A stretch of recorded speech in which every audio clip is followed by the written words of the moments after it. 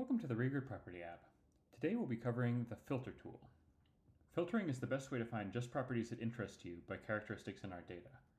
For example, you could use a filter to narrow down to just residential properties, properties that are vacant, or anything else that we have data for at the parcel level. As with most of our mapping tools, to get started, we recommend you first create a project, which I've already done here, but please refer to our video if you'd like more information on setting up a project. Then click Filter in the toolbar and pull up the Filter tool. The resulting panel is all the characteristics in the data that are available for you to filter by in your area. I've already scrolled about halfway down because we're going to use this county provided acres field as an example for this exercise. So say we want to find a list of all properties that are greater than, say, half an acre in this city that I have chosen here as defined by this thick black line. I would type in a minimum field since it's a number of 0.5, and what this means is it's going to look for all properties that are greater than 0.5 acres. So I simply type that in, and then I go down and I click Load on Map. All the properties that fit the description are highlighted, so you can see here that there are about 250 showing within the area of the city of East Cleveland, which is what we're looking at here.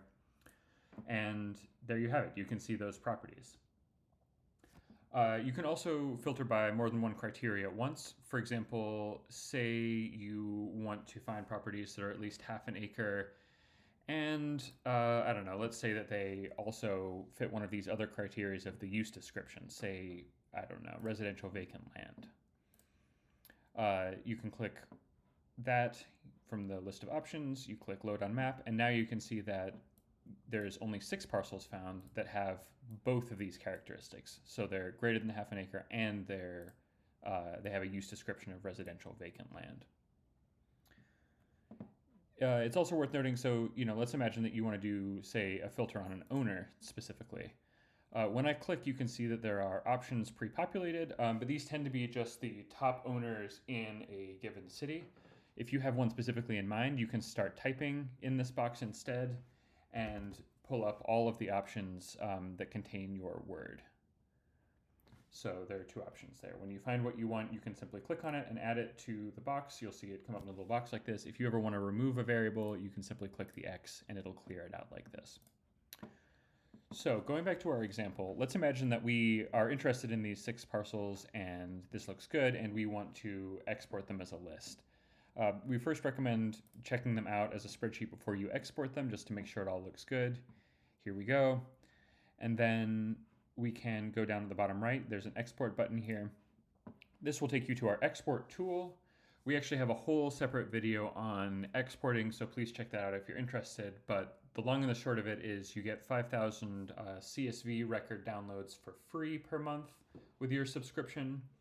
So what you can do here is you can download these 6 properties we've chosen without any additional cost to you. They're all in here. You can click Review Data and Download. That would give you the file that you could then open up in Excel. I'll leave that for the export video to go through in depth, but that's how you would do that. The other thing that's worth talking about here is sort of how do you clear a filter. It's pretty simple. You just clear using the clear button down here. It's also worth potentially noting that you can really change the tally here by changing the boundaries that you're looking within. So here we're in East Cleveland, but say I want to go to the entire county. So I've used the breadcrumbs to change it. We have a whole video on that as well.